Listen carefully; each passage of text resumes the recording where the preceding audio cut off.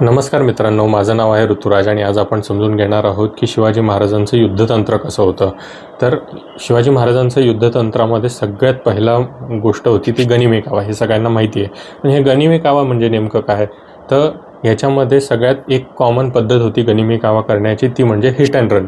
म्हणजे शत्रूचं सैन्य एखाद्या ठिकाणी झोपलेलं आहे किंवा प्रवास करत आहे, तिथं आपल्या सैन्याला लपून छपून जाईल, तिथं शत्रू सैन्याचं जास्तीत जास्त नुकसान करेन, जास्तीत जास्त माणसं मारून टाकतील किंवा काय नुकसान करायचं असेल ते करतील आणि तिथून पळ काढतील.